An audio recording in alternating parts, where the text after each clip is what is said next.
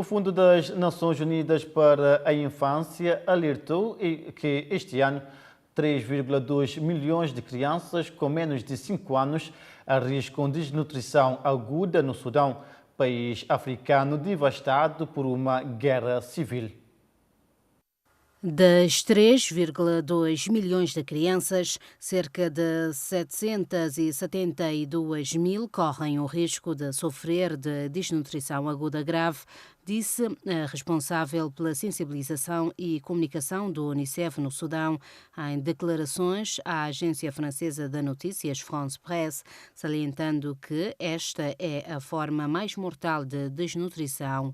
A falta de acesso a cuidados médicos e a água potável, a falta de higiene, práticas alimentares inadequadas, especialmente para bebés, crianças e mulheres, e a insegurança alimentar são as principais causas estruturais da desnutrição aguda, segundo a Unicef. Várias agências das Nações Unidas têm alertado que a fome já atingiu 5 regiões do Sudão, com base num relatório recente do Sistema de Classificação da Segurança Alimentar, prevendo-se que até final de maio a fome se estende a mais 5 distritos da região de Darfur, ocidental do país, uma vasta área que tem sido palco da pior violência do conflito. Além disso, 17 outras regiões do Sudão Ocidental e Central estão também ameaçadas pela fome. Nos últimos 20 meses, o Sudão tem sido afetado por um violento conflito entre o exército e as forças paramilitares de apoio rápido, uma guerra que matou dezenas de milhares de pessoas, deslocou 12 milhões de pessoas e criou a maior crise de deslocados do mundo, de acordo com a ONU. O presidente de Angola liderou em Uganda a Cimeira Extraordinária dos Chefes de Estado e de Governo da União Africana, dedicada ao desenvolvimento agrícola em África. O presidente angolano João Lourenço presidiu neste sábado, 11 de janeiro, a Cimeira Extraordinária da União Africana em Kampala, Uganda, na qualidade de primeiro vice-presidente de mesa da Assembleia da organização. O encontro abordou estratégias para a transformação agrícola em África, com a aprovação do Plano de Ação do Programa Integrado de Desenvolvimento da Agricultura em África 2026-2035, visando sistemas agroalimentares resilientes e sustentáveis. Além disso, os líderes analisaram relatórios sobre centros de pesquisa e gestão ecológica, reforçando a visão de um continente autossuficiente e integrado no setor agrícola. A Cimeira destacou a importância da alocação de 10% dos orçamentos nacionais ao setor agrícola para alcançar uma taxa de crescimento de 6% ao ano. As conclusões, que incluem a Declaração de Kampala, reforçaram o compromisso dos Estados-membros em erradicar a pobreza rural, criar empregos e proteger o meio ambiente, impulsionando o desenvolvimento econômico africano. E no Benin, um ataque terrorista na região de fronteira com o Níger e o Burkina Faso resultou na morte de 28 soldados. O Benin vive momentos de luto após um ataque terrorista no ponto triplo da zona fronteiriça com Níger e Burkina Faso, que matou 28 militares da Operação Mirador. Este foi o ataque mais violento desde a criação da operação em 2022, que conta com cerca de 3 mil militares. Os soldados mortos pertenciam a uma base fortificada que foi incendiada durante o ataque. As Forças Armadas responderam com ofensivas aéreas e terrestres, neutralizando vários jihadistas. Enquanto os corpos das vítimas são levados para a cidade de Kande, o principal partido da oposição pediu ao presidente Patrice Talon a decretação de luto nacional por 3 dias e maior cooperação regional no combate ao terrorismo. O governo ainda não se pronunciou oficialmente, mas os partidos políticos já reagiram pedindo unidade nacional. O presidente da Assembleia Nacional e os partidos governamentais expressaram solidariedade às famílias das vítimas, apelando à unidade nacional neste momento de crise. Israel respondeu nesta sexta-feira aos ataques recebidos pelos rebeldes aliados ao Irã que apoiam o grupo Hamas. A Força Aérea de Israel bombardeou uma estação de energia e 2 portos no Iêmen usados pelo grupo. A Força Aérea Israelense bombardeou uma estação de energia e 2 portos no Iêmen usados pelos Houthis. Os caças israelenses decolaram da base de Ramon, no sul de Israel. A operação acontece após 3 drones terem sido lançados do Iêmen contra Israel. Todos foram interceptados pela Força Aérea Israelense. Os Houthis intensificaram a campanha contra Israel desde o início do cessar-fogo com o grupo terrorista Hezbollah no Líbano. Os rebeldes também atacam navios de diferentes países no Mar Vermelho. O ministro da Defesa, Israel Katz, disse que a ação de hoje é uma mensagem direta à liderança dos Houthis. Vamos destruir a infraestrutura terrorista que eles construíram, disse. Israel Katz determinou ainda que as forças de defesa israelenses apresentem um plano para derrotar definitivamente o Hamas, caso o grupo terrorista não liberte todos os reféns até a posse de Donald Trump. O ministro teme que o país seja arrastado para uma guerra prolongada. Hoje, o exército israelense confirmou a morte de mais um refém. Hamza al-Zayadni, de 23 anos, foi encontrado no mesmo túnel em Gaza, onde o corpo do pai dele também foi deixado pelos terroristas do Hamas. 2025 mal começou e algumas mulheres já foram mortas pelas mãos dos seus companheiros, para além do caso da cabo-verdiana que foi assassinada pelo seu marido em Portugal. Em França, uma mulher luso-descendente, também foi morta pelo companheiro à frente dos filhos. O suspeito já tinha cadastro criminal. Os gritos de socorro da mulher alertaram os moradores da pequena localidade de Bretigny-sur-Orge, a sul de Paris, na madrugada de quarta-feira. A porta blindada do apartamento terá dificultado a intervenção atempada das autoridades chamadas de imediato ao local. A história é contada pelo jornal Le Parisien, que explica também que a polícia tentou pedir ao suspeito que abrisse a porta. Nunca aceitou. Os gritos de desespero continuaram e só quando os reforços policiais chegaram à habitação foi possível arrombar a porta. No momento da invasão, o homem tentou atacar os agentes com 2 facas. No entanto, acabou por ser imobilizado com a ajuda de um taser. Sandy Pinto, de 34 anos, era filha de portugueses naturais de Monção, no distrito de Viana do Castelo. Foi encontrada já sem sinais vitais. No interior da casa estavam também os 2 filhos do casal, um menino de 7 anos e uma menina de 4, que assistiram a tudo. Segundo o jornal parisiense, perante o estado de descompensação em que se encontrava, o homicida foi levado para o hospital, onde ficou sob observação psiquiátrica. O suspeito já tinha sido 3 vezes condenado pela justiça francesa por violência doméstica e condução sem carta. A gripe das aves afetou mais de 60 mil espécies de mamíferos por todo o mundo nos últimos 8 anos. O vírus foi detectado em Portugal esta semana em Sintra.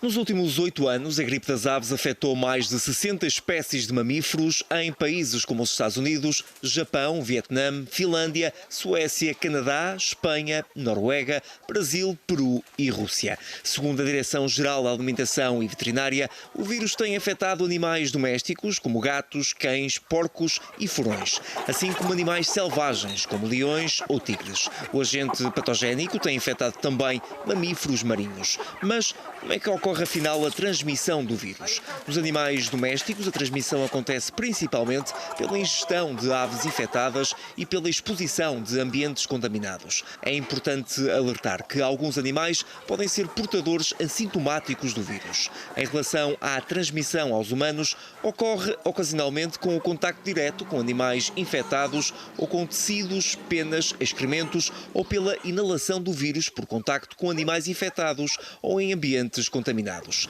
Relembre-se que no início da semana foi detectado o vírus da gripe das aves numa exploração de galinhas poedeiras em Sintra. Desde 2016 foram confirmados 3 casos em Portugal, em Lolé, Aveiro e Faro.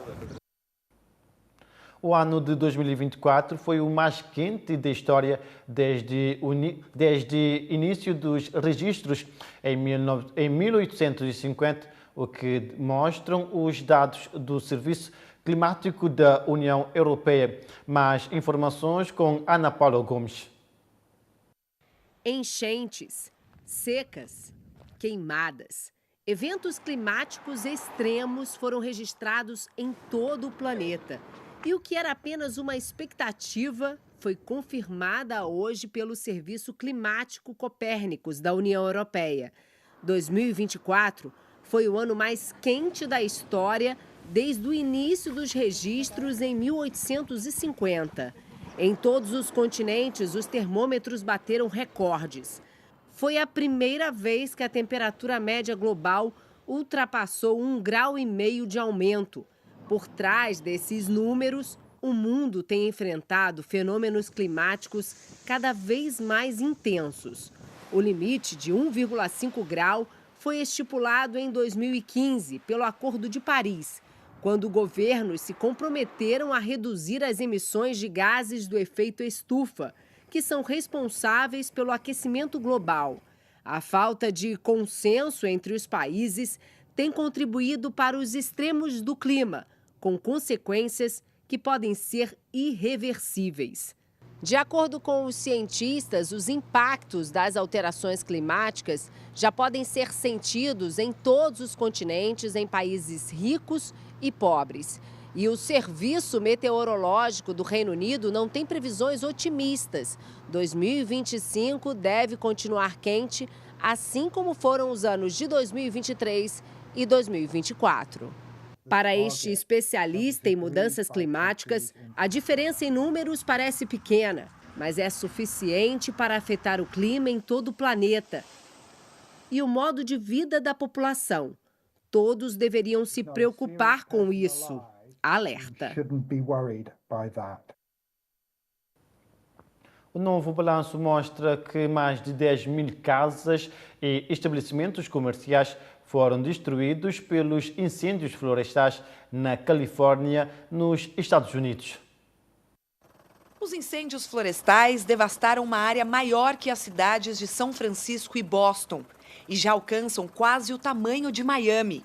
O fogo pôde ser visto do espaço pelo cosmonauta Alexander Gorbunov, que está na Estação Espacial Internacional. Hoje, o número de pessoas que recebeu ordem de retirada foi corrigido para mais de 150 mil. Muitos moradores que abandonaram as casas estão em abrigos e centros de convenções. Nanete, moradora de Pasadena, diz que é a primeira vez que enfrenta uma situação assim e que é reconfortante saber que pessoas estão mobilizadas para ajudar. Embora esteja fisicamente bem, é difícil. Mais de 10.000 estruturas foram consumidas pelas chamas. Essa escola foi destruída, só restou a parede da entrada. Em um vídeo publicado nas redes sociais, a atriz e socialite Paris Hilton mostrou como ficou a mansão dela. O cenário é de completa devastação. Hoje, o xerife do condado de Los Angeles descreveu a situação, dizendo que parece que uma bomba atômica caiu nas áreas atingidas pelo fogo. As autoridades também monitoram os crimes nas regiões e afirmam que saques não serão tolerados. Para aumentar a segurança pública, um toque de recolher das 6 da tarde às 6 da manhã está em vigor nas áreas dos 2 maiores incêndios no sul do estado. As forças locais começaram a contar hoje com a ajuda da Guarda Nacional da Califórnia para controle de tráfego e proteção das comunidades.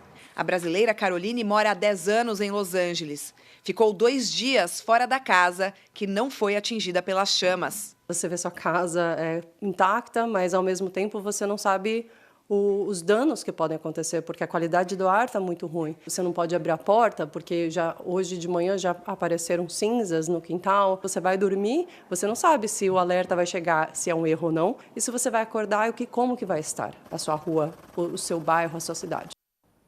Sob pressão internacional, Nicolás Maduro toma posse para terceiro mandato na Venezuela. Maduro está no poder desde 2013, quando se elegeu pela primeira vez. Entenda agora, através de uma reportagem especial do Jornal da Record, mais detalhes acerca da sua tomada de posse e a situação política na Venezuela. Antes da posse, a Venezuela fechou a fronteira com a Colômbia. Logo depois, foi a vez da passagem com o Brasil também ser bloqueada. Autoridades da Venezuela disseram que a medida foi tomada para impedir o que chamaram de conspirações internacionais. Este ato é possível porque a Venezuela está em paz, exercendo plenamente sua soberania nacional, disse em discurso. Nicolás Maduro se tornou presidente pela primeira vez por uma pequena margem de votos em 2013, depois da morte do ditador Hugo Chávez. No país, o mandato é válido por 6 anos. Em 2018, as eleições foram antecipadas, oponentes impedidos de concorrer e Maduro acabou reeleito. Nas eleições do ano passado, Nicolás Maduro impediu a participação da líder da oposição, Maria Corina Machado, e depois se declarou vencedor sem apresentar as atas de votação. A oposição contesta e diz que Edmundo González Urrutia ganhou com mais de 7 milhões de votos. Continuando esse movimento que por vários mandatos o Maduro tem feito, ele vai se perpetuando no poder, cada vez mais abalando as instituições democráticas e minando essa oposição, com perseguição de opositores, com exílio de vários outros, fechando meios de comunicação de oposição e, claro, praticando violência psicológica e física. Ontem, diversos protestos contra Maduro foram registrados na Venezuela. Pelo menos 42 pessoas foram presas desde o dia 7 de janeiro. Maria Corina Machado afirmou que chegou a ser detida e liberada em seguida. O secretário de Estado americano, Antony Blinken, disse que Nicolás Maduro não tem o direito de tomar posse na Venezuela e que a população do país e o mundo todo sabem que o ditador perdeu a eleição. O governo americano classificou a posse como uma farsa e anunciou novas sanções contra a Venezuela. 8 autoridades do país foram punidas. Os Estados Unidos também aumentaram para mais de 150 milhões de reais a recompensa por informações que levem à prisão de Nicolás Maduro e do ministro do Interior, Diosdado Cabello. A União Europeia, o Reino Unido e o Canadá anunciaram sanções contra 15 funcionários de alto escalão do governo. Internacionalmente, hoje o mundo olha a Venezuela como um bicho-papão. Tipo, ninguém quer ficar perto, as pessoas compram o petróleo dela, mas ninguém quer assumir, então ficou muito isso. A nossa relação com a Venezuela vai ser uma relação pragmática, um vizinho com que a gente tem trocas comerciais e que a gente tem que manter uma certa normalidade. Por outro lado, a gente ter representantes do alto escalão do governo chinês e russo mostram que esses são os aliados de última hora do presidente e que Nicolás Maduro e que eles não irão largar a mão do Maduro, qualquer que seja a situação da democracia na Venezuela.